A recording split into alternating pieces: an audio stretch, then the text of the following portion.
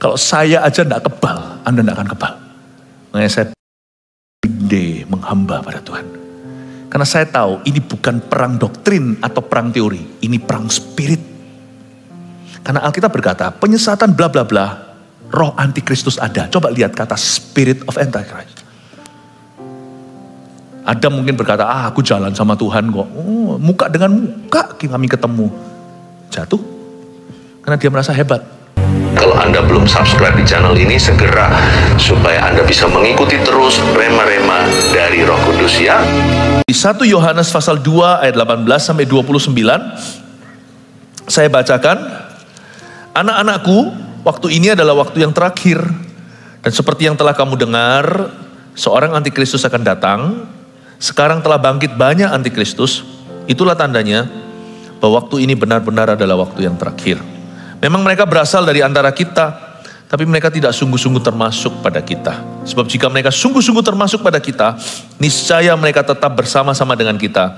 Tapi hal itu terjadi supaya menjadi nyata bahwa tidak semua mereka sungguh-sungguh termasuk pada kita. Berhenti di ayat 19 dulu, 2 ayat ini. Saya kasih rangkuman ajaran mereka yang berasal dari kita, tapi tidak pernah mereka sungguh-sungguh termasuk pada kita. Dan dari empat doktrin yang mirip Kristen tapi bukan ini, saya akan tunjukkan perbedaan langit buminya, supaya Anda jangan terkecoh, Anda dan anak cucu Anda. Dan juga orang-orang CG Anda. Siapa yang Tuhan percayakan domba-domba Kristus di dalam tanggung jawabmu, tolong jagai ya. Karena hari-hari ini adalah hari-hari yang jahat. Roh antikristus itu merajalela, sang antikristus belum keluar. Si 666 wujud manusianya kita belum tahu. Tapi roh antikristus itu sudah berkeliaran di seluruh bumi. Jangan Anda terlalu hiraukan gempa buminya. Itu belum apa-apa. Matius 24 katakan itu baru permulaan zaman. Yang perlu diwaspadai oleh orang-orang pilihan adalah pengajaran-pengajaran sesat yang berkeliaran. Tapi sebenarnya nggak baru sih. Dari zaman dulu pengajaran-pengajaran sesat itu sudah ada dari zamannya Rasul Paulus. Dari zamannya Rasul Petrus. Ini Rasul Yohanes nih. Rasul Yohanes tuliskan di suratnya. Ini abad pertama gereja. Bahwa roh antikristus di mana-mana. Sekarang telah bangkit banyak. Dan kesesatan yang terjadi. Wow, luar biasa. Inilah tandanya bahwa waktu ini benar-benar adalah waktu yang terakhir. Dan dijelaskan di ayat 19, mereka memang berasal dari antara kita tapi tidak termasuk pada kita. Jadi gak ada yang baru sebenarnya. Makanya saya pilih 4. 4 ini cukup untuk mewakili semua. Anda lihatlah sini sana nanti pengajaran baru, angin-angin baru akan berhembus di dunia ini. Sekarang belum apa-apa. Apa sih yang trending? Saya gak ngikuti sih. Saya kalau khotbah gak bergantung tren. Saya khotbah bergantung hikmat Allah. Masa kini yang Tuhan beri lewat doa. Sebagai gembala, saya pegang tongkat pengembalaan dan tongkat itu adalah hubunganku dengan Tuhan untuk Anda. Jadi saya harus khotbah apa? Minggu keberapa? Ngomong tentang apa? Gak bergantung apa yang terjadi di dunia. Tapi saya perlu sekali untuk menjelaskan. Ada 4 di sini yang saya bagikan. Nanti kemudian hari kalau muncul angin-angin baru ya paling evolusi dari semua ini. Muter-muter ya itu. Dan selalu yang diserang adalah pengajaran sentral kekristenan. Salah satunya saya sebut dulu, yaitu Jehovah's Witnesses atau saksi Yehova. Ini sudah lama. Apa itu saksi Yehova? Saksi Yehova Anda lihat biasanya orang-orangnya rapi-rapi, putih hitam gitu.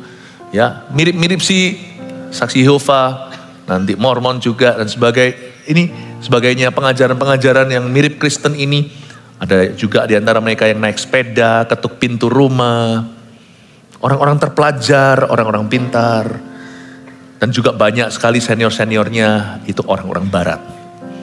Saksi Yehova ini bukan kekristenan yang kita anut. Jehovah's Witnesses percaya bahwa Yehuwa atau Allah Yehova adalah satu-satunya Allah. Nah, masalahnya di sini. Kita juga percaya Allah itu satu, tapi bagi mereka Yesus adalah ciptaan Allah yang pertama. Dan ciptaan Allah yang tertinggi. Jadi memang ada kemuliaan untuk Yesus, tetapi Yesus itu ciptaan yang paling mulia. Dan celakanya lagi, Roh Kudus itu nggak ada, dia hanyalah tenaga Allah di dunia atau energi saja. Sedangkan kekristenan kita percaya, ini yang kita yakini bahwa Yesus dan Bapa adalah satu dan mereka setara. Allah Bapa, Allah Putra, Allah Roh Kudus itu adalah satu dan Allah Tritunggal. Pada mulanya adalah firman, Yohanes pasal 1 ayat 1, saya kasih ayat-ayat yang backup ini. Firman itu bersama-sama dengan Allah, berarti dua pribadi. Dan firman itu adalah Allah, Allah Tritunggal adalah Allah yang esa. Kita tidak akan pernah bisa full mencerna sampai kita suatu hari di sorga. Tapi orang yang lahir baru oleh karena Roh Kudus dan firman, di dalam hatinya aman. Saya tidak kebingungan kok Allah Tritunggal, saya tidak mencoba untuk masukkan dalam logis saya. Tapi dengan tenang saya bisa percaya that God is one in three persons. Dalam tiga pribadi, Allah Bapa, Allah Anak, Allah Roh Kudus. Ketiganya yang esa. Not a problem for me. Tapi bagi saksi Yehova, Yesus itu bukan Allah. Yesus itu ciptaannya. Tapi bagi kita yang kita percaya bahwa Allah dan Bapa adalah satu. Aku dan Bapa adalah satu, Yohanes 10 ayat 30. Selain itu, Roh Kudus bukan energi buat kita. Roh Kudus itu adalah seorang pribadi. Roh Kudus adalah Allah, Efesus 4 ayat 30. Dan janganlah kamu mendukakan Roh Kudus Allah yang telah memeteraikan kamu menjelang hari penyelamatan. Do not grieve God the Holy Spirit. Jangan mendukakan Roh Kudus yang adalah Allah. Dia bukanlah listrik sorga. Dia bukanlah the creative power of God atau kuasa Allah. Dialah Allah. Karena itu kalau Anda melihat saksi Yehova, mereka bukan kita. Janganlah Anda mau diajak diskusi. Bukan karena takut kalah, tapi debat buat apa? Jangan main-main dengan yang beginian, karena pengajaran-pengajaran seperti ini sebenarnya mempengaruhi keselamatan. Kalau kita hanya perbedaan pendapat antara gereja, atau pewahyuan-pewahyuan berikutnya, nggak apa-apa sih. Saya rasa itu tidak akan ngaruh ke keselamatan kita. Misalnya perbedaan tentang keyakinan tentang bahasa roh. Itu tidak akan membuat kita tidak selamat. Itu tidak menjadikan orang Kristen itu bukan Kristen sungguhan. Mau Kristen reform atau karismatik, come on lah. Mari kita saling mengasihi. Gereja kita, sekalipun kita yakin baptisan Roh Kudus dengan tanda berbahasa lidah, tidak semua gereja punya keyakinan yang sama. Masa kita pernah meremehkan orang yang tidak berbahasa roh? Masa kita itu pernah diskriminasi dalam gereja kita yang gak berbahasa lidah, kita jadikan citizen atau warga negara sorga kelas kedua? Gak ada kan di gereja kita? Ya tentunya kalau kita bisa nyanyi, baru bisa ke PAW. Lah kalau suaranya 7,5, kan sakit di telinga. Lah kalau kita mau di dalam doa syafaat, kalau kita mau di dalam, ya tentunya salah satu kelengkapannya adalah itu bahasa rahasia sorga. Kalau di gereja ini. Tetapi sebenarnya loh, kita tidak pernah dibeda-bedakan karena itu. Karena itu tidak pengaruh ke keselamatan kita. Pengaruh ke kepenuhan. Saya nggak usah panjang lebar, di ibadah sebelumnya saya sudah jabarkan, nanti dengarkan sendiri. Kalau kita nggak percaya kesembuhan ilahi dengan gereja yang percaya kesembuhan ilahi, ada yang percaya the cessation of the gift dalam bahasa Inggrisnya, atau bahwa karunia-karunia Roh Kudus yang sifatnya ajaib itu sudah tiada lagi, sudah sirna. Ya sudah nggak apa-apa, asal Yesus yang kau yakini dan yang aku percayai adalah Yesus yang lahir dari seorang perawan gadis namanya Maria. Dia mati sungguhan di kayu salib, bangkit sungguhan pada hari ketiga, naik ke sorga, akan datang kembali. You and me, we're brothers in Christ. Saudara seiman. Gak percaya kesembuhan ilahi gak apa-apa sih. Gak percaya kesembuhan ilahi hanya pengaruh di kesehatan kita. Sungguhan. Hanya pengaruh di dalam penyertaan dan tanda-tanda heran di dalam pelayanan kita.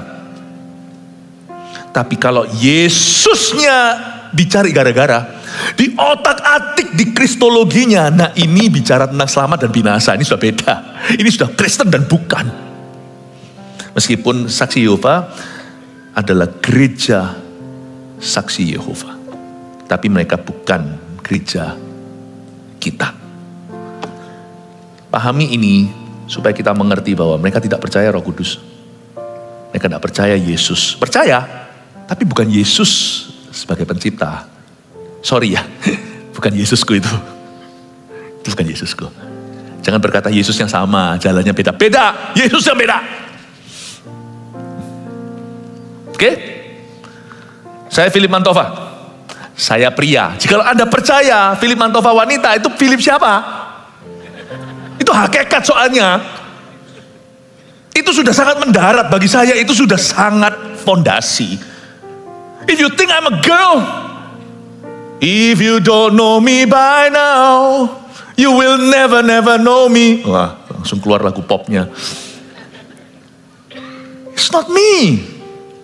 It's not me. Karena itu sudah sangat karakterku. My nature. Yang kedua, Mormonisme atau gereja Mormon. Namanya aja gereja Mormon. Saya ambil satu aja, terlalu banyak detailnya. Tapi satu aja langsung kelihatan perbedaan utama. Bagi mereka Alkitab gak lengkap. Alkitab ini belum final. Tapi terjemahan Joseph Smith sebagai pendiri dan Nabi Mormon, itulah Kitab Mormon namanya. Itulah buku inspirasi. Bagi mereka itulah ilham yang benar. Bedanya dengan kita percaya Alkitab adalah kitab suci yang diilhami oleh Roh Kudus dan sudah final di kitab Wahyu. Kalau tiba-tiba di sini ada satu Alkitab lagi, Kejadian sampai Wahyu, lalu tiba-tiba kita Pustaka Raja Wali rilis ada satu kitab lanjutan Alkitab namanya Kitab Yohanes Soni. Pastor Yo di sini welcome home. Dan kitab itu disetarakan dengan Alkitab. Don't believe that book. Don't believe that claim. Kalau ada kitab Philip Mantova juga jangan percaya. Saya bisa nulis buku itu hanya suplemen atau vitamin saja. Tidak pernah menyamai Alkitab. Anda mau baca, monggo silakan. Nggak mau baca juga nggak apa-apa, nggak pengaruh. Tapi kalau Anda goyang dengan ini keselamatan. Batu penjuru. Kejadian sampai Wahyu sudah selesai. Oh tadi by the way di kebaktian sebelum ini tadi saya salah sebut. Saya bilang Alkitab itu ada 66 kitab. Nah itu betul. Tapi saya sebutnya di Kejadian sampai Maleaki, lalu Yohanes sampai Wahyu. Nah karena saya lihat Pastor Yohanes di sini, jadi saya bilang Yohanes, padahal Matius maksud saya. Totalnya 66 ya. 27 perjanjian baru, 39 kitab di perjanjian lama. Tutup buku. Cukup sudah. Kita sebagai orang Kristen punya keyakinan dan kita pegang teguh. Alkitabnya Kristen dan Katolik pun beda. Alkitabnya Katolik ada tambah beberapa buku. Saya rasa cukup sih kalau saya secara pribadi, keyakinan saya cukup di 66, itu pun saya belum bisa kuasai kok. Dan saya belum melakukan semua firman. Pewahyuan di Alkitab itu indah. Kalau Anda baca, jikalau Anda ragu, baca Matius, Markus, Lukas, Yohanes. Itu 4 Injil ditulis oleh 4 orang berbeda. Matius itu pemungut cukai, tukang pajak dulu, dibenci orang. Markus itu anak muda, Markus Yohanes, kemenakan Barnabas. Dia itu lari dari pelayanan, lalu habis itu sama Petrus diadopsi jadi anak rohani. Lalu Lukas itu dokter, tabib. Jadi hari ini dia itu di dunia medis. Orang yang sangat logis. Dan kalau Yohanes itu murid yang paling dikasihi Yesus. Saya baca ini, saya dapat penerangan perjanjian baru. Saya baca semua surat Paulus dan sebagainya. Saya jadi ngerti karena ini cerita Yesus jadi pangkalan pokoknya. Dari perjanjian baru saya dapat terangnya untuk perjanjian lama. Jadi kalau saya ngajar perjanjian lama, Anda kan lihat selalu fokusnya ke Yesus. Yesus adalah center atau pusat daripada story-nya. Arti-artinya pun tentang seputar Yesus dan bagaimana aplikasinya dalam kehidupan kita. Alkitab bagi kita itu sudah selesai, gak seperti Mormon. Kita sudah final di kitab Wahyu.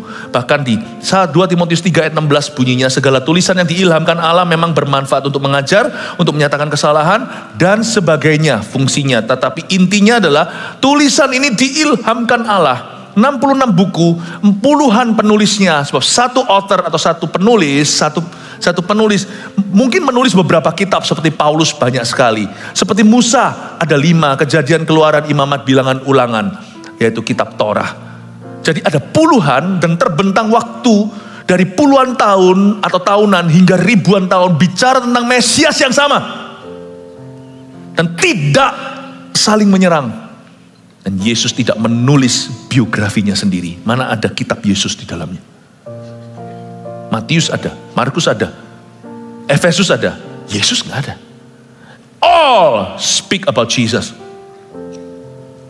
Jadi kekristenan bedanya dengan Mormon simpel aja. Bagi kita Bible ini otoritas. Bukan bagi mereka. Jadi kalau Anda dihampiri oleh orang Mormon bilangnya, no thank you, terima kasih. Saya mau bicara, mau diskusi. Silakan bicara sama gembala saya aja, jangan sama saya. Karena saya menjawab ke gembala saya. Ya? Maksudnya suruh ke Pastor Yohanes. Haleluya. Enggak, ke saya juga enggak apa-apa. Oh, saya ceritain tadi di ibadah sebelumnya bagaimana rumah saya didatangi saksi Yehova waktu saya di Kanada. Tapi karena di rumah saya waktu itu ada keluarga saya. Dan juga ada pula banyak adik-adik rohani yang namanya teman-teman saya ngekos di rumah kami. Rumah kami kan banyak kamarnya. Jadi saya harus pasang badan. Dari dulu memang sudah dilatih sama Tuhan untuk menjadi tumbal atau menjadi penjaga atau menjadi penjaga jiwa atau menjadi gembala. Meskipun saya masih sekolah seminari, waktu sekolah teologi, saya terpaksa ketemu sama mereka bukan karena saya kepingin berdebat. Saya mau buat mereka jerah, jangan jadikan rumahku target. Karena mereka tahu, justru waktu itu di Kanada, saksi Yehova tahu rumah saya itu ada banyak anak muda, dan ada keluarga, dan orang Kristen malah didatangi. Malah jadi prioritas. Jangan kaget loh ya. Yang namanya antikristus yang bekerja di seluruh dunia ini. Ini menargetkan bukan orang-orang dunia, tapi orang umat pilihan. Karena itu kalau orang Kristen melulu tentang doakan aku kurang ini, doakan aku supaya aku begitu.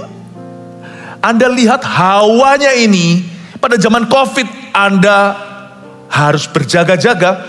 Sekarang ini hawa dunia itu kesesatan di mana-mana. Cepat lambat kena deh Anda. Kalau Anda tidak tertanam dalam firman. Karena semua itu mula dengan simpatik yang diberikan. Atau suatu kebutuhan yang bisa terjawab. Kalau Anda tidak punya the teaching of Christ, pengajaran Kristus, sebentar lagi dengan mudah Anda menerima the spirit of the Antichrist. Roh antikristus. Orang Kristen harus belajar firman. Gak boleh males. Di gereja yang khotbahnya bagus kadang-kadang merugikan. Daripada di gereja yang khotbahnya asal-asalan. Karena kalau kita sudah dikhotbahi dengan semua pewahyuan, satu-satu dikupas ayat per ayat membuat kita malas. Tapi di tempat di mana kita harus mencari kebenaran lebih susah, kadang-kadang orang lebih sungguh-sungguh. You must study the Bible. Nggak harus ke sekolah teologi ya. Nanti ibadah setelah ini saya jelaskan, hati-hati baca sembarang buku. Anda bisa buka pintu. Maksud saya bukan ke sekolah teologi kok. Nggak tentu. Saya punya teman sampai senior year tahun keempat.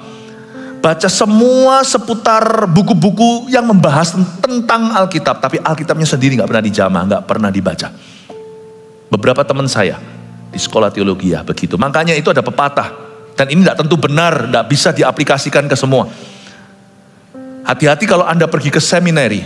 Jangan-jangan kalau Anda nggak ready, Anda perginya ke cemetery. Bahasa Inggrisnya begitu, hati-hati kalau Anda pergi ke sekolah seminari atau sekolah teologi. Dikira belajar tentang Tuhan, malah justru Anda ke kuburan. Tidak perlu kita itu belajar ke teologi, nggak usah. Tapi kalau kita itu sungguh-sungguh mengamat-amati firman, keajaiban terjadi dalam kehidupan kita, yaitu pertumbuhan 100 kali ganda. Itu bukan berkat materi. 100 kali ganda itu bicara tentang pengenalan akan Allah, pengenalan yang baik akan Tuhan. Mormon sudah ya, tak tambahin ya, supaya Anda melihat modernisasi gereja dengan dua pengajaran mirip Kristen namun bukan. Anda melihat dua yang tersisa ini ada hubungan dengan gereja modern dan orang Kristen modern. Makanya sangat laku di Amerika. Indonesia pasti akan ngikut nih, namanya Christian Science, Scientology. Atau yang disebut dengan Kristen ilmu pengetahuan, Tom Cruise adalah anggota gereja ini. Atau mungkin sudah keluar, saya nggak tahu. Di dalam Christian Science, mereka percaya bahwa Roh Kudus itu bukan pribadi Allah. Selalu disikatnya itu kenapa sih? Bukan sikat bukan tentang karunia, bahasa roh misalnya, atau yang gitu-gitu hanyalah senjata iblis, tapi bukan yang paling mutakhir, yang memecah belah gereja. Tetapi senjata iblis yang paling mutakhir itu adalah menyerang langsung pribadi Allah. Yang didakwa bukan lagi gereja, bukan lagi pendeta. Yang didakwa itu langsung the teachings of Christ. Ajaran Kristus langsung didakwa. Dan bahaya itu. Karena kalau yang kena perpecahan gereja ya paling cuman musuh-musuhan gitu, ujungnya di sorga baru kerasa, loh ternyata kita sepihak. Tapi kalau yang diserang adalah pribadi Kristus, lalu pribadi Roh Kudus, yang diserang adalah keabsahan firman atau Alkitab, cilaka. Itu fondasi bangunan, rubuh tuh seluruh gedungnya. Cuannya setan kalau dia serang kita di sini itu bukan lagi perpecahan gereja, memperlambat misi, membuat orang Kristen tidak ngerti janji apa, janji kepenuhan apa yang ada dalam Tuhan. Nggak cuman itu, kalau ini kena, hukumnya langsung mati, binasa. Karena kita selamatkan akibat percaya. Berarti kalau kita salah percaya ya binasa. Setan tahu ini cuan terbesar itu di sini. Pukul fondasi, kristologi. Hajar di pribadi the Holy Spirit. Karena Roh Kudus dia menginsafkan dunia. Kalau sampai kita salah paham dengan dia atau menganggap dia hanya energi, dia nggak ada. Bagaimana dia bisa insafkan kita dari apa-apa? Dialah roh kebenaran yang memimpin kita dalam segala kebenaran. Christian Science inilah yang menjadi hawa. Gereja-gereja yang nggak kuat akan ikut-ikutan ke sana meskipun belum sesat. Tapi kalau kita ikut-ikutan ke situ, nggak heran Roh Kudus mulai disingkirkan dari gereja-gereja modern. Coba lihat. Dulu waktu mereka kecil Pentakosta, tapi ketika besar karunia-karunia mulai disingkirkan. Lebih ke khotbah pun tidak lagi mengkhotbahkan tentang repentance, pertobatan, tidak lagi mengkhotbahkan tentang iman, tapi lebih ke positive thinking. Positive thinking. Coba lihat ya, semuanya jadi ilmu. Roh Kudus pribadinya sudah nggak terasa di gereja, tapi semua lebih jadi ilmu pengetahuan, menjadi motivasi dan ilmu pengetahuan. Christian Science believes Roh Kudus itu bukan pribadi Allah, melainkan ilmu pengetahuan ilahi saja, atau yang mereka sebut sebagai divine science.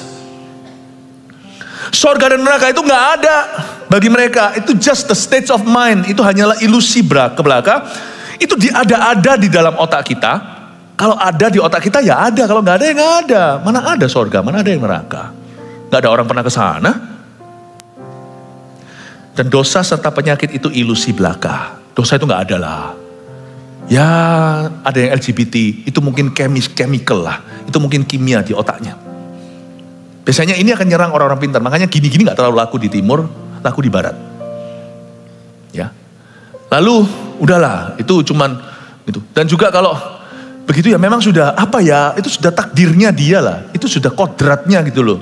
Kalau dia itu LGBT itu hanyalah preferensi. Atau itu hanyalah hanyalah lifestyle atau gaya hidup. Semua itu ada penjelasan ilmiahnya. Jadi kita gak bisa melihat. Dan kita juga gak percaya adanya setan.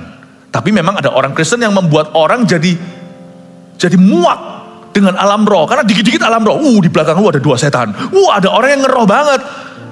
Sehingga ada orang-orang yang bayi rohani belum mengerti alam roh sesungguhnya. Udah jadi trauma gara-gara orang yang demikian. Dikit-dikit ada rohnya. Rumah lu ya di sebelah sananya itu ada yang gelantungan. Di sebelah situ. Ghostbuster apa? Tapi ada orang yang sama sekali gak percaya. Kristen, I don't believe in heaven. I don't believe in hell. Saya gak percaya ada surga, gak ada neraka. Gak ada lah, Tuhan tuh makasih. Jadi sekarang Anda lihat ya kemiripannya ya. Semua itu ada miripnya. Comot sini, comot sana, comot sana, comot sini itu ada. Jadi nanti ya, tahun-tahun ke depan masih akan muncul lagi nih. Karena hawa dunia akhir zaman. Dan nanti muncul evolusi namanya apa terserah. Pasti ada kemiripan 1-2 dengan ini itu pasti ada. Makanya saya telah bergumul dalam doa dan saya sebutkan 4 supaya menjaga keturunan Anda. Christian Science. Kekristenan percaya bahwa Roh Kudus adalah pribadi ketiga Allah Tritunggal yang diutus kepada gereja. Dan bahwa dosa, kutuk, sorga dan neraka itu semua ada dan nyata. Dan gereja yang tidak kuat pendiriannya, entah rohnya lemah atau kebenarannya lemah. Gereja yang ngeroh banget kebenarannya lemah. Gereja yang kebenaran, Roh Kudus seolah-olah tidak boleh menuduh gereja, Roh Kudus seolah-olah nggak ada di gereja itu. Lama-lama coba lihat ya, gereja yang tidak kuat pada firman nggak akan berani beritakan akhirat.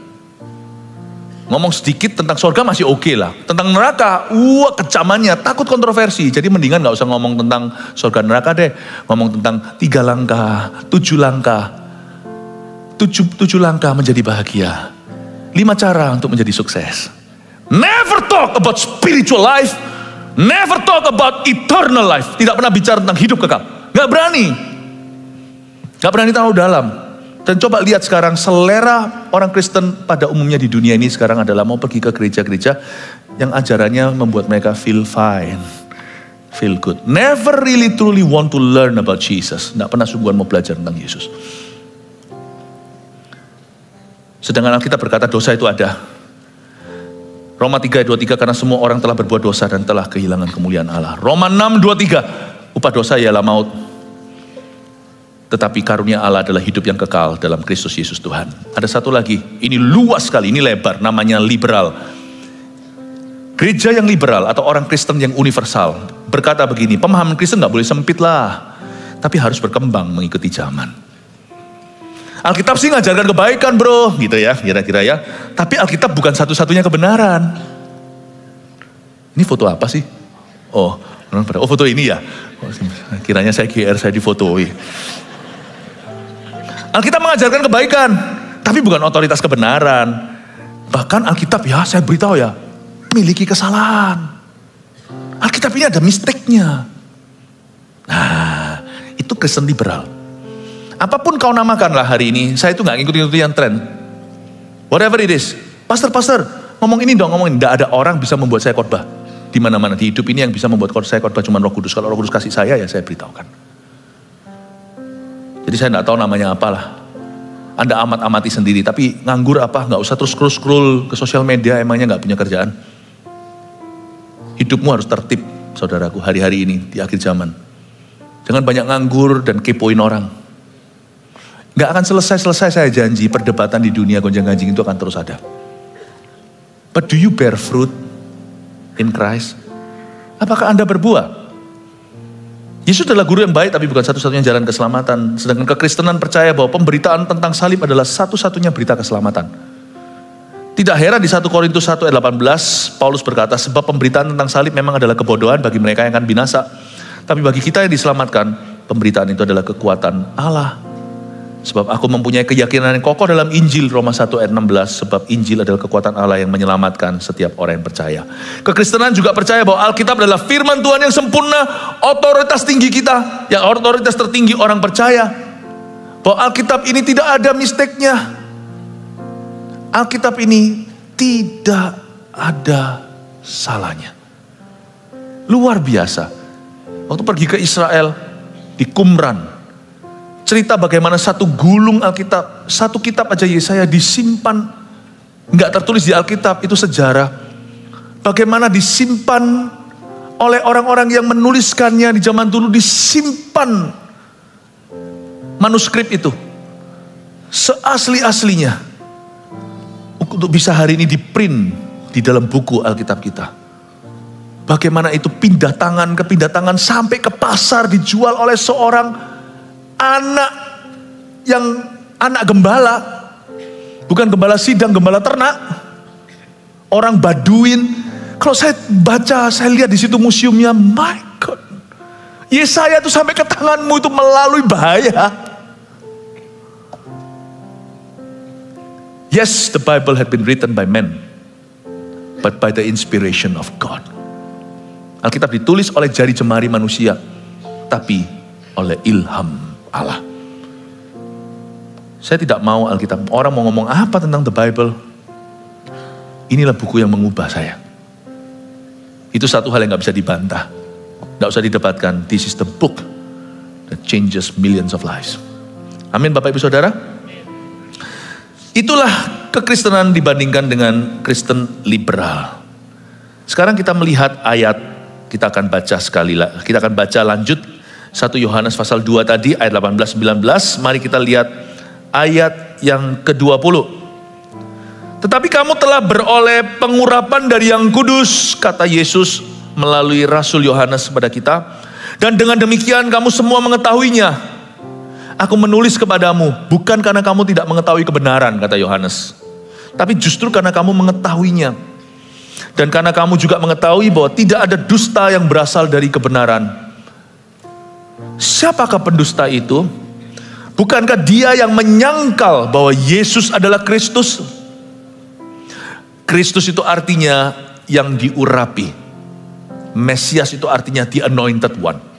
Siapakah pendusta itu? Bukankah dia yang menyangkal bahwa Yesus itu adalah Mesias dan dia itu adalah antikristus, yaitu dia yang menyangkal baik Bapa maupun Anak. Sebelum saya lanjutkan di ayat 23, poin pertama munculkan dulu so far yang kita baca. Roh antikristus sudah datang, kan sudah diperingatkan di surat Yohanes, dia sudah menyebar kemana-mana rohnya ya. Roh antikristus sudah datang dalam wujud apa? Penyesatan yang makin banyak di dunia. Jangan takut gempanya. Ini lebih kekal dampaknya. Doa aja supaya kita diluputkan. Krisis ekonomi salah satu tanda akhir zaman. Secupak gandum sedinar.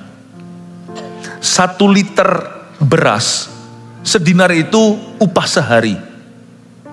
1 liter beras misalnya taruhlah, sorry ya kalau saya tidak updated dengan harga. 1 liter beras, secupak itu 1 liter, secupak gandum taruhlah beras di Asia. 1 liter beras itu taruhlah 20.000 nomban. Secupak 1 liter beras ketika krisis ekonomi demi ekonomi akan melanda. Tapi saya percaya bahwa umat Tuhan akan diluputkan, katakan amin. Karena kita percaya pemeliharaan Tuhan, katakan amin. Secupak atau seliter beras menjadi 200.000 upah sehari. Mahal gak kira-kira kalau 1 liter beras itu 200.000? Mahal ya? Tapi bukan itu yang Anda takuti. Karena ekonomi paling lapar mati. Salah percaya, lu binasa. Ini gak main-main. Roh antikristus sudah datang. Dalam wujud penyesatan yang makin banyak di dunia. Dan yang paling semarak adalah dari kemah umat pilihan Allah. Itu makin banyak. Karena Alkitab berkata, memang mereka berasal dari antara kita, kata Yohanes. Tapi mereka tidak pernah sungguh-sungguh menyatu. Penghakiman akan dimulai dari rumah Tuhan. Kalau kita kira bahwa nanti akhir zaman malaikat baru memisahkan lalang dari gandum, sekarang sudah mulai kelihatan. Yang tidak pernah sungguh-sungguh bersama dengan kita, muncul dari kita, dan memecah belah doktrin keselamatan. Anda harus tahu, poin 2 dulu, munculkan target utama roh penyesatan, bukanlah orang-orang dunia, karena orang-orang dunia sudah hidup di dalam kegelapan dan dosa mereka. Yang menjadi target utama roh penyesatan itu adalah anak-anak Tuhan. Kalau Anda lihat yang mau disesatkan itu selalu adalah umat pilihan. Jangan pernah remehkan. Tapi orang itu gak mungkin perang doktrin langsung mempan, paham ya? Segala sesuatu itu dimulai dengan erosi hati. Saya cerita juga salah satu insiden tanpa menyebut nama.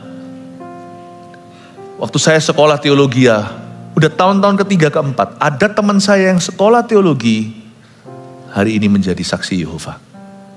Sekolah teologi. Gak heran kan? Saya tidak baca tanda-tandanya, karena Alkitab berkata, roh dengan tegas, 1 Timotius, roh dengan tegas memperingatkan bahwa di akhir zaman akan ada orang-orang yang murtad lalu mengikuti roh-roh ajaran sesat. Murtad dulu, teman saya ini kepahitan orangnya. Tahun-tahun ketiga waktu saya bersama dengan dia, itu ngeluh terus. Lalu kelihatannya dia bergumul dengan unforgiveness atau gak bisa ngampuni kesalahan orang lain. Kok saya gak baca ya? Orang ini ya jago debat Alkitab. Dulu dia membela. Orang ini tahu, janganlah kau bangga kalau punya pengetahuan dan pengalaman. Masa lalu aku pernah melayani Tuhan lah, aku tahu Alkitab lah. Itu tidak perlu dibanggakan. Karena manusia itu hidup setiap hari sama Tuhan. Sangkal diri. Teman saya itu jago ngutip Alkitab. Saya aja mikir dia sudah dapat. Jadi saksi Yehova. Gak pernah dia tertarik. Di tahun kedua pelajaran di sekolah kami, waktu saya sekolah seminari, kami sudah mempelajari dua hal. Pelajaran satu adalah di tahun yang sama, semester yang sama, di tahun yang sama semesternya beda. Supaya fokus masing-masing, world religions. Agama-agama di dunia. Kami menyelidiki. Agama A, agama B, percayanya apa? Sampai ke akar imannya. Lalu tahun berikutnya kita belajar tentang yang namanya cults. Cults itu kalau bahasa Indonesianya bidat-bidat Kristen. Saya pelajari. Saya itu sampai riset karena tugas sekolah. Saya pergi ke berbagai macam tempat-tempat ibadah mereka. Wow. Teman saya itu ikut. Dia tahu itu apa. Kena juga. Karena kalau nuraninya sudah salah, gampang syarat terima sesuatu yang sesat. Jangan main-main dengan kepahitan. Sekarang ngerokok bukan rokok, misalnya gula darah. Kayaknya cuman kencing manis, tapi ujungnya komplikasinya banyak. Jangan kira kepahitan itu berakhir di kepahitan. Zaman sekarang tuh hawanya gak enak. Kalau Anda tidak sungguh-sungguh radikal sama Tuhan, memutuskan dalam ketaatan itu gak setengah-setengah. Saya prediksi, you pasti tahan. Pasti gak bisa tahan sampai pada akhirnya. Imanmu itu ada yang sengaja mau gugurkan. Di meja setan namamu sudah tertulis, saya tidak takut-takut, termasuk nama saya. Justru waktu saya ada di Kanada, mereka tuh tahu itu rumah isinya orang Kristen semua. Dan di dalamnya ada anak muda yang sekolah teologi ya. Saya debat juniornya kalah, besok seniornya datang, coba bayangkan. Saya lihat tuh van mereka itu diparkir di depan rumahku, lalu cabut nanti, tidak hinggap ke rumah yang lainnya. Memang mereka maunya adalah umat pilihan. Kalau saya aja tidak kebal, Anda tidak akan kebal. Makanya saya pede menghamba pada Tuhan. Karena saya tahu ini bukan perang doktrin atau perang teori, ini perang spirit. Karena Alkitab berkata, penyesatan bla bla bla, roh antikristus ada. Coba lihat kata spirit of antichrist. Ada mungkin berkata, aku jalan sama Tuhan kok. Oh, muka dengan muka kami ketemu. Jatuh. Karena dia merasa hebat. Jangan kau kira Anda punya pengalaman hebat. Tidakkah Anda lihat bahwa hari-hari ini pendeta hamba Tuhan pun meninggalkan imannya? Pendeta. Saya ngomong gini kayak pesimis ya. Bukan. Justru supaya Anda hidup berjaga dan waspada. Firman-Mu, nggak tahu lagu itu ya apa. Nanti aja tunggu Sari. Tunggu Kak Sari yang nyanyi. Firman-Mu, hidup dalam firman saudaraku. Amin Bapak Ibu. Target utama roh penyesatan bukan orang-orang dunia tapi anak-anak Tuhan. Lanjutkan. Siapa pendusta tadi sudah? Ayat 23. Sebab barang siapa menyangkal anak, ia juga tidak memiliki bapa. Aduh Tuhan. Barang siapa mengaku anak, ia juga memiliki bapa. Konsekuensinya itu loh. Kayaknya kita itu kesleo. Terkilirnya itu di Yesus. Bukankah Alkitab mengatakan Yesus itu batu penjuru? Batu yang dibuang oleh tukang bangunan telah menjadi batu penjuru. Dan itu menjadi perbuatan ajaib dari pihak Allah. Bagi sebagian orang dia adalah batu tumpuan. Barang siapa percaya kepadanya diselamatkan. Barang siapa berseru pada nama Tuhan. Tapi siapa yang tersandung kepadanya, batu itu justru yang akan menghancurkan. Kalau kita terkilir pada Yesus, kita terkilir pada Bapa. Karena Yesus satu-satunya jalan. Mau highway to hell the fastest atau cara tercepat, gampang, salah percaya. Kalau Anda dikasih masalah, mungkin Anda masih cari Tuhan. Kalau Anda dikasih aniaya, malah justru berdoa. Kalau salah percaya, Anda doa sama siapa? Setan tuh licik, dia tahu gimana mencuri umat pilihan. Benih keselamatan itu bisa dicuri oleh burung iblis, dia tahu di mana mencurinya. Yaitu di doktrin kebenaran. Dia tahu dia akan mencuri di situ. Misalnya hari ini salah satu dari kepercayaan yang mirip Kristen tapi bukan bicara sama Anda. Mungkin Anda yang rohaninya sehat tidak akan tertarik. Tapi Anda yang sakit hati sama Tuhan, sama orang Kristen, sama keluarganya sendiri, sama suami, sama istri, sama pasangannya. Setan itu bisa rancangkan loh. Ada namanya tuntunan roh kudus, ada yang namanya tuntunan roh jahat. Hati orang kalau sudah pahit, tidak benar, syarat, nuraninya lemah, nuraninya tidak beres, itu pasti sudah bukan di tuntunan Roh Kudus. Karena Roh Kudus tidak suka hal-hal itu. Mana bisa dia menuntunmu? Dia pasti akan menuntunmu di jalan yang benar dulu, sebelum ia menuntunmu laju ke rumput hijau dan air yang tenang. Tapi kalau kita terus give in, terus memberi makan kepada bagian yang salah itu, roh jahat yang berkuasa. Kalau dia tuntunmu tanpa sengaja, misalkan ketemu sama orang-orang ini, kena enggak ya jemaat ya? Kalau Anda ketemu, mungkinkah Anda berubah jadi bidat? If that happens, orang Malaysia katakan, alamak. Aduh, I'm so sorry kalau itu terjadi. Kalau kita salah, minimal kita tahu kebenaran, kita lari dari kebenaran. Dan waktu kita kembali, kita tahu, kita diperbaiki. Tapi kalau kita udah kacau soal kebenaran, dengan apa kau dibenarkan? Itu ya kayak orang dihipnotis.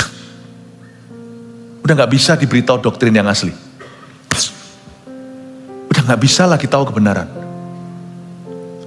Barang siapa menolak anak, dia menolak Bapa. Coba baca nih. Barang siapa menyangkal anak, ia juga tidak memiliki Bapa. Bukankah Yesus berkata, aku satu-satunya jalan? Tidak ada jalan kepada Bapa kecuali melalui aku. Kalau Yesusnya tertutup, mana nyampe ke Bapak lah. Amin. Saya ngomong begini supaya menjaga. Nanti aja ibadah setelah ini saya jelaskan beberapa hal praktis gimana tutup pintu terhadap pengajar-pengajar sesat. Bukan hanya tugas kita untuk mengingatkan, saling mengingatkan, tetapi juga atau memahami apa ini, tapi juga secara praktis how things you're not to do. Ada hal-hal yang jangan kau lakukan. Gak usah nganggur ke situ. Makanya itu, janganlah hidupmu dihabiskan di sosial media. Hidup saya sebagian di sosial media, yang mana saya jadi pengaruh untuk menebar pengaruh Kristus. Selebih dari itu, I don't live in social media life. Saya enggak. Hati-hati, itu bukan tempat untuk menimba kebenaran.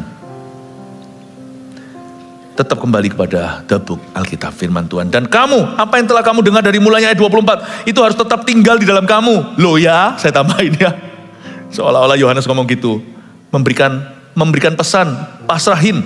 Jika apa yang telah kamu dengar dari mulanya itu tetap tinggal dalam kamu, maka kamu akan tetap tinggal di dalam anak dan di dalam Bapa. Apa itu yang dari mulanya telah kamu dengar, yang harus tetap tinggal pada kamu? Nanti saya kasih iman Kristen rasuli. Rangkuman daripada semua yang diajarkan oleh para rasul di abad pertama gereja mula-mula. Dan di abad-abad awal itu mereka membuat yang namanya The Apostles' Creed. Atau mereka membuat yang namanya pengakuan iman rasuli. Untuk merangkum semua yang diajarkan oleh gereja mula-mula. Please setia pada Injil itu ya. Dan kita sekalipun gereja kita mengalami kebangunan rohani, we have no right untuk mengoreksi apa yang sudah diwahyukan Tuhan lewat rasul-rasul di Alkitab. We have no right. Kita bisa interpret, bisa menafsirkan berikutnya, tapi hal-hal yang sudah tidak perlu tafsiran, yang sudah jelas-jelas berkata, pada mulanya adalah firman, firman itu bersama dengan Allah, firman itu adalah Allah. Please, jangan difermak. Alkitab sudah tutup soalnya, sampai kitab Wahyu. Lu tambahi, kata Yohanes, ku cabut hakmu dari pohon kehidupan. Tutup di situ di Wahyu. Gereja kita sekalipun mengalami kuasa Allah tidak berhak mengajarkan ajaran baru. Ajaran kita ini sudah lama, di Apostles' Creed dari zaman dulunya. Kita hanya setia pada Injil Yesus Kristus, pada apa yang rasul-rasul itu wartakan, dan gereja mula-mula pegang dengan begitu erat-erat, so dearly. Kita setia pada gereja mula-mula. Nanti saya ajak Anda untuk melihat pengakuan rasul ini. Ya, tidak ada orang bisa membagikan Yesus yang lain. Siapapun dia, malaikat pun, terkutuklah ia, kata Paulus di Galatia. Dan kamu apa yang telah kamu dengar dari mulanya. Lanjut sekarang ayat 25. Dan inilah janji yang telah dijanjikannya sendiri pada kita, yaitu hidup yang kekal. Semua ini kutulis kepadamu, kata Yohanes. Yohanes sudah tua waktu nulis ini. Dia sudah kakek-kakek nih. Dia sudah usianya kira-kira 80-90. Semua ini kutulis kepadamu, yaitu mengenai orang-orang yang berusaha menyesatkan kamu. Zaman itu loh, 2000 tahun lalu sudah ada. Nothing new. Saya berdoa GMS terus bertumbuh dan dewasa. Saya berdoa agar khotbah ini mendewasakan Anda. Buat apa sih Anda sukses? Pulang-pulang, anak Anda sekolah luar negeri atau luar kota, lalu pulang-pulang berkata, Mama, aku Mormon sekarang. Ya apa tuh? Mama, ya Tuhan menciptakan aku gay. Gimana tuh? Tiba-tiba pulang berkata, Mama, aku saksi Yehova. Buat apalah sana sukses kalau anaknya binasa? Apa yang saya sampaikan ini for your good ya, untuk mengajari. Kita tidak takut, for your good, bukan takut. Untuk kebaikanmu. Karena Anda harus tahu, Alkitab dengan jelas memperingatkan bahwa di akhir zaman akan timbul penyesatan. Penyesatan itu semua targetnya adalah anak-anak Tuhan. Sekulerisme akan terus berjalan, percayalah. Dan orang Kristen yang tidak aman sama Tuhannya, sama imannya, dia akan coba untuk menjilat ke dunia dan mencoba untuk supaya dirinya diterima di dunia. Jadi sini enggan, situ enggan. Apa? Ada pepatah mati apa? Enggan, hidup enggak, enggan. Apa? Mati segan, hidup tak mau. Mau sungguh-sungguh, setengah-setengah. Mau sekuler sungguhan, tidak siap untuk meninggalkan gelar Kristennya. Sana maunya apa? Zaman ini sekarang susah. Makanya Tuhan berkata yang fasik akan semakin fasik, yang benar akan semakin benar. Ini bukan ekstrim, tapi ikut Tuhan itu harus penuh hati. Percaya firman itu harus segenap. Karena banyak orang hendak mencuri. Bukankah dikatakan dalam Alkitab, sebab kutuliskan kepadamu, yaitu mengenai orang-orang yang berusaha menyesatkan kamu, berarti ada orang-orang yang menargetkan anak-anak Anda. Sebab di dalam diri kamu tetap ada pengurapan. Haleluya, inilah. Sebab di dalam diri kamu tetap ada pengurapan yang telah kamu terima daripadanya. Kalau kita lahir baru, Roh Kudus itu sudah di dalam hati kita. Kita berbahasa lidah atau tidak, saya percaya baptisan Roh Kudus adalah berkat kedua setelah pertobatan. Tidak semua gereja percaya itu, fine, gak apa-apa, fine, thank you, it's okay. Tapi saya percaya itu berkat kedua. Bukan mempengaruhi keselamatan, tapi mempengaruhi pelayanan. Ada bedanya. Ini bukan pengurapan yang dimaksudkan. Ini the believer's anointing. Ini urapan orang percaya. Sebab di dalam diri kamu tetap ada pengurapan yang telah kamu terima daripadanya. Karena itu tidak perlu kamu diajar oleh orang lain.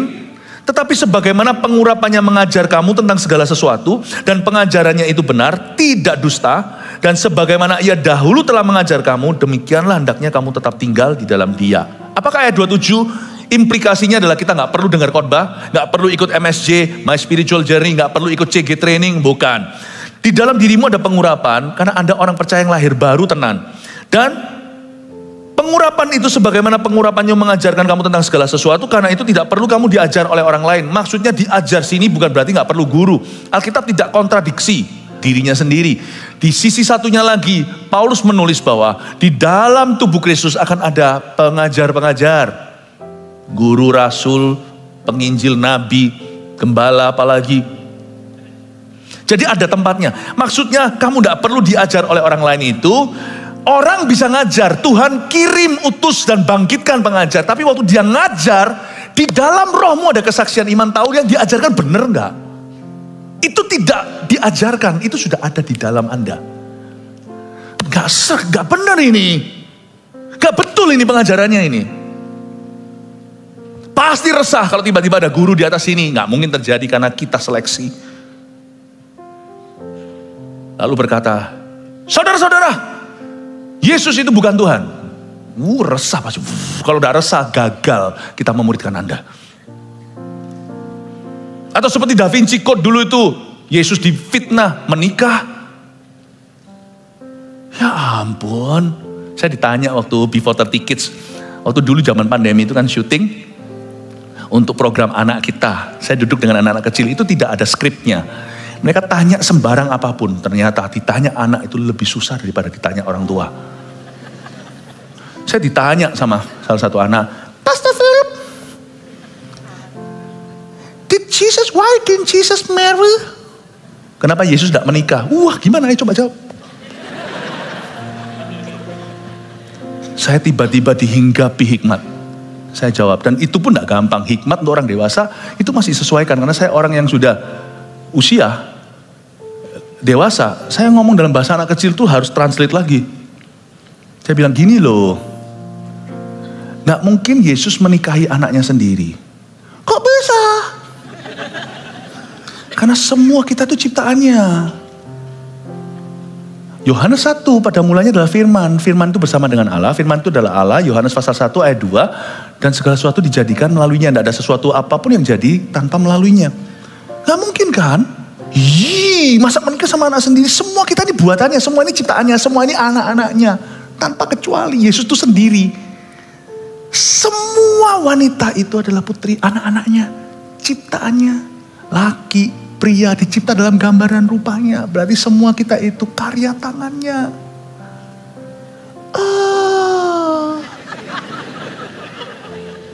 He is on his own. Father, Son, and the Holy Spirit. Bapa, Putra, Roh Kudus. Persekutuan sempurna. Tidak perlu orang lagi. Kita ini loh, papamu lonely kalau tidak ada mama. Ya kan? Mama lonely tidak ada papa. Yesus tidak lonely loh tanpa kita. Ngapain Yesus perlu menikah? Dia datang menebus dosa manusia kok. Setelah jawab gitu, saya kaget tuh, hikmat dari mana? Saya tepuk-tepuk sini, good job Philip Mantova. Enggak lah, bukan saya lah, itu Tuhan semua.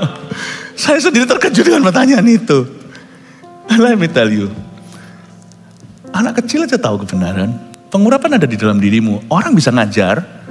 Anda terima sesuatu baru, tapi gak baru sungguhan. Di hatimu sudah dikasih sama Tuhan perasaan bahwa ini dari aku. Dan waktu Anda terima, wah, pewahyuannya baru misalnya. Tetapi di hatimu sudah tahu sebelumnya, setengah langkah sebelum firman itu sampai ke telinga Anda langsung bisa membenarkan, betul ini. Kok gak pernah kepikir seperti ini? Di dalam dirimu ada pengurapan. Langsung sudah tahu. Nah, pengurapan itu jadi kapalan kalau hati Anda semakin jauh dari Tuhan dan semakin diisi dengan sampah-sampah. Sehingga banyak orang yang cap nurani, hati nuraninya dicap oleh mereka, langsung sesat karena syarat. Karena hatinya itu loh. Karena itu harus dijaga. Pengurapan yang bisa menjaga kita adalah the anointing of the Holy Spirit. Karena ini bukan perang teori, ini perang rohani. Makanya itu jaga. Coba lihat ya. Dari broken family, keluarga yang hancur, lebih gampang orang kena narkoba. Dari kehidupan atau kerohanian yang tidak sehat, di dalam rumah tangga atau apa, lebih banyak berjatuhan korban. Sebab orang yang sehat rohani tidak gampang goyang. Setan itu licik, dia nggak langsung tawari Anda doktrin. Dia sikat hatimu dulu. Lalu setelah itu, nanti siap-siap. Kail terakhirnya, senjata mutakhir. Lama-lama nanti Anda meragukan Yesus adalah Tuhan. Semua cuma dimulai dari hidupmu susah, dan Anda tidak temu jalan keluar, dan Anda tidak bisa melihat Tuhan, dan Anda menjauh dari Dia. Nanti tunggu 10 tahun lagi, Dia keluarkan kail terakhirnya. Anda akan suatu hari mungkin bisa muncul di mulut, Jesus is not God. Kena. Jackpot. Bullseye. Janganlah kau lugu terhadap tipu muslihat setan. Sebab di dalam dirimu ada pengurapan. Jaga itu. Yang ketiga, di dalam diri kita ada pengurapan Roh Kudus untuk mengajar dan menjaga kita. Haleluya. Jadi bukan kita yang jaga urapan itu, urapan yang jaga kita. Jadi kalau dia bekerja dalam hidupmu, biarkan dia tahu apa yang dia lakukan. Oke, 1, 2, 3 munculkan, ambil HP-nya silahkan, tolong difoto, masukkan pengorbannya juga nggak apa-apa. Baik Pak. Iya, jangan lupa ya, Roh Antikristus hari ini kita belajar untuk kita tinggal di dalam pengajaran Tuhan. Kasih tepuk tangan untuk Roh Kudus. Saya bacakan pengakuan iman rasuli. Lalu setelah itu Anda akan membacanya dalam aba-aba saya. Saya minta gereja kita hari ini kembali diingatkan tentang pengakuan iman, supaya kita berjaga-jaga di dalamnya, sebab perjalanan kita masih panjang.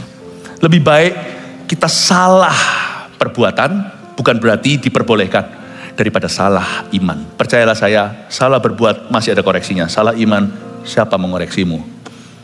Semoga tidak ada seorang pun di sini yang akan jatuh korban, sebab roh antikristus ada di mana-mana. Ini belum apa-apa. Bukankah nanti di zaman antikristus ada satu jagoannya, namanya nabi palsu. Sekarang ini zamannya maling teriak maling, yang teriakin orang palsulah, sesatlah. Coba lihat, yang teriak itu siapa? Anda telusuri, nggak kalah loh. Mungkin yang diteriakin bisa jadi salah, tidak ditutup-tutupi. Makanya kita harus hidup dalam kebenaran, karena hati-hati hari-hari ini. Tapi jangan-jangan yang teriaki maling adalah maling lebih gede.